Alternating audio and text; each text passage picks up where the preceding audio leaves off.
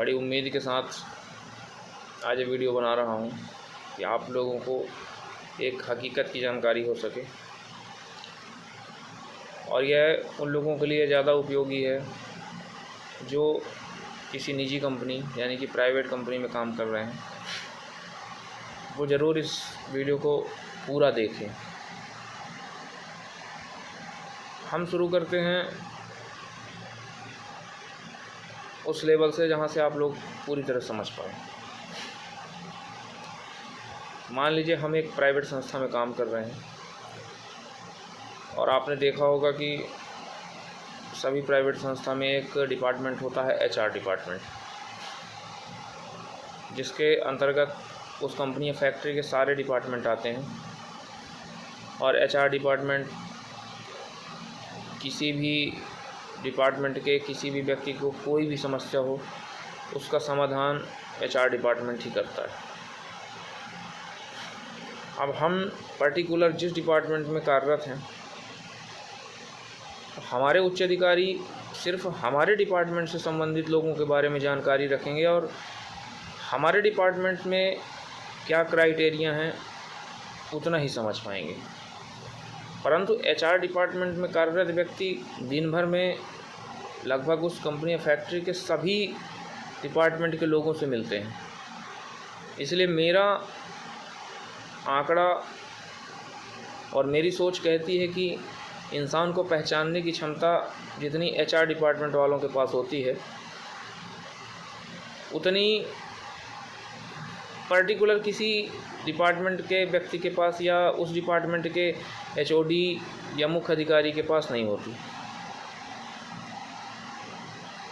अब हम किसी डिपार्टमेंट में काम कर रहे हैं, अगर हमारा काम अच्छा है और हमारी कंपनी ने ग्रोथ किया, उसकी दूसरी ब्रांच या दूसरी ऑफिस खोली, और अगर हमने अच्छा काम किया है, हमारा काम अच्छा रहा,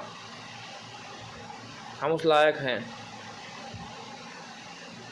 और कंपनी हमें दूसरी जगह अगर भेज रही है, फिर हमें प्रमोट करके भेजेगी और हमारे नीचे एक टीम भेजेगी। परंतु अगर कंपनी हमें प्रमोट करके नहीं भेज रही, हमें उसी पोस्ट में भेज रही है, और हमारे ऊपर हमारे सीनियर या अन्य कोई प्रमोशन पा करके जा रहा है, तब हमें इस बात का अंदाज़ा हो जाना चाहिए कि हम कंपनी में टाइम पास कर रहे हैं। और जिस जगह से हमें दूसरी जगह भेजा जा रहा है, यह सोच करके भेजा जा रहा है कि यहाँ पर ये किसी काम का नहीं है। अभी जहाँ पर कंपनी ने नई ब्रांच ओपन किया है, वहाँ पर ये टाइम पास करता रहेगा, सीनियर के अनुसार काम करता रहेगा, इसके सीनियर इसको काम कराएंगे, ना भी करेगा तो अन्य टीम करेगी। परंतु यहाँ पुराना ऑफिस है, यहाँ वर्कलोड ज़्यादा है, इसको यहाँ पर रखने से बेहतर है कि इसको नई जगह भेजो जहाँ पर अभी काम कम है। और हम आ कर के बड़ा बखान करते हैं कि मैं यहाँ था, वहाँ से यहाँ आया। आप अपनी काबिलियत की वजह से नहीं आए, सिर्फ आपको जूता नहीं मारा गया है, बाकी उसी सम्मान के साथ आपको भेजा गया है कि यहाँ से जाओ, यहाँ की जगह खाली करो। अगर हम इतने काबिल होते तो हमारे नीचे टीम होती, हमें प्रमोट करके भेजा गया होता। ये फ़िलहाल प्रमोट नहीं किया गया, फिर भी हमें वहाँ का इंचार्ज बना करके भेजा गया होता, और हमारे नीचे लोग गए होते, हमारे अंडर में काम कर रहे होते। हम उसी पोस्ट में रहकर नई जगह पर दूसरे के अंडर में काम नहीं कर रहे होते। यह हमारे लिए शर्मनाक बात है। मैंने अपनी लाइफ में ये भी देखा है, अच्छे काम करने वालों के नतीजे मैंने खुद देखे हैं कि कहीं पर नई ब्रांच खुली, नया ऑफिस खुला, उन्हें तुरंत प्रमोट करके वहाँ भेज दिया जाता है, क्योंकि उन्होंने अच्छा काम किया। उनके अंडर में एक टीम बनाई जाती है कि आज आप यहाँ के इंचार्ज हुए, आज यहाँ के बॉस हुए, आपके अंडर में ये लोग काम करेंगे, आपको इस जगह जाना है। एक काबिल इंसान को प्राइवेट कंपनी कभी भी उसी पोस्ट में दूसरी जगह नहीं भेजती। उसी पोस्ट में दूसरी जगह तब भेजती है जब आप खुद को ज़्यादा होशियार समझते हैं और काम के मामले में ज़ीरो होते हैं। सिर्फ आपकी जुबान चलती है और काम करने वालों को भी आप समस्या पैदा करते हैं। तब आपको ऐसी जगह भेजा जाता है कि जहां आप टाइम पास करते रहें। एक चीज़ और मैंने देखा है प्राइवेट कंपनी में,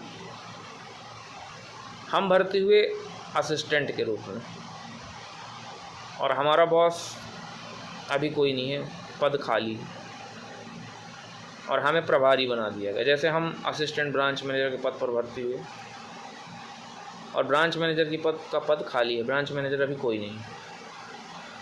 हमने 2 साल 3 साल प्रभारी ब्रांच मैनेजर बनकर काम किया और हमें लगने लगा मैं फुल ब्रांच मैनेजर हूँ। अगर आप इतने काबिल इंसान हैं, आपने इतना अच्छा काम किया, फिर आपको पद खाली होने के उपरांत आपको असिस्टेंट ब्रांच मैनेजर से ब्रांच मैनेजर क्यों नहीं बनाया जा रहा? उस पद को रिक्त ही क्यों रखा गया है? अन्य व्यक्ति की तलाश उस पद के लिए क्यों की जा रही है? इतना इंतज़ार क्यों किया जा रहा है कि उस पद के लिए कोई व्यक्ति हमारे पास इंटरव्यू के लिए आए, काबिल इंसान आए और हम उसको ब्रांच मैनेजर के पद पर रख सकें? जब हम इतने समय से काम कर रहे हैं प्रभारी के रूप में, तो हमें ही प्रमोट क्यों नहीं किया जा रहा? पता है क्यों? क्योंकि कंपनी को पता है ये प्रभारी ही सही है। जिस दिन इसको फुल पावर दे देंगे उस दिन इसके पर निकल आएंगे। इसके पर अभी भी निकल चुके हैं, पर सिर्फ इसलिए इसके पर बाहर दिखाई नहीं दे रहे, अंदर छिपे हुए हैं, क्योंकि अभी पद खाली है। और जिस दिन इस रिक्त पद को भर दिया गया, इसको प्रमोट कर दिया गया, उस दिन ये तुरंत उड़ान भरेगा, अपने पर निकालेगा और वो फिर कष्टदायी होगा। इसलिए उसको उसी असिस्टेंट के रूप में ही रखा जाता है और कंपनी तलाश करती है किसी काबिल व्यक्ति की कोई आए और पद ग्रहण करे। हम लोग सिर्फ एक जगह फेल होते हैं और वो सबसे इम्पॉर्टेंट बात होती है निचले कर्मचारी के दुख दर्द को ना समझना। क्योंकि हमारे अंदर एक गुरूर होता है कि मैं इस पद पर हूँ। ऐसे परडे हमारे सामने केसेस आते हैं, किसको किसको हम झेलेंगे, किसका किसका समाधान करें, होगा जो होगा। एक बार आप अच्छे से बैठकर विचार करिए, फिर सोचिए, अगर वही कंडीशन हमारे साथ अप्लाई हो जाए, फिर शायद हम भी वही करेंगे जो निचला कर्मचारी करता है।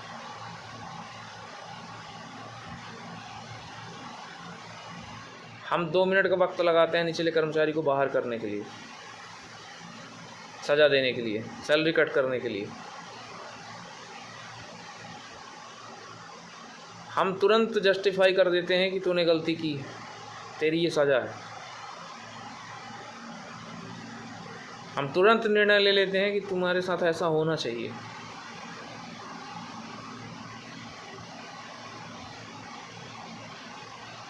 परंतु हमसे अगर कोई गलती हुई तो क्या हम खुद के लिए भी उतनी सज़ा दे सकते हैं? कभी नहीं। मेरे हिसाब से तो असंभव है।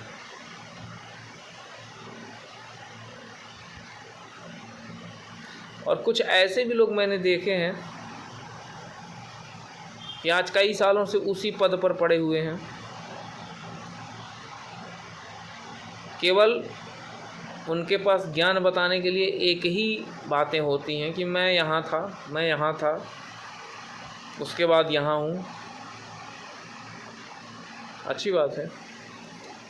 लेकिन मैं पूछना चाहता हूँ कि तुम एक ही पद में इतनी अच्छी सेवा क्यों प्रदान कर रहे हो कि आज तक तुम्हें प्रमोशन नहीं मिल पा रहा, या तुम्हें कहीं का प्रभारी नहीं बनाया जा रहा।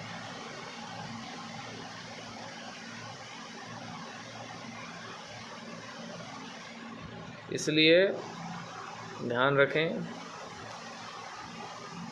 जब तक हम किसी भी अपने निचले कर्मचारी के समस्या का समाधान दिल से नहीं करेंगे, किसी की समस्या को हम दिल से नहीं समझेंगे, नहीं पहचानेंगे, सिर्फ भाषण देकर अपना ज्ञान प्रदर्शित करेंगे, हम कभी भी एक सफल अधिकारी नहीं बन सकते।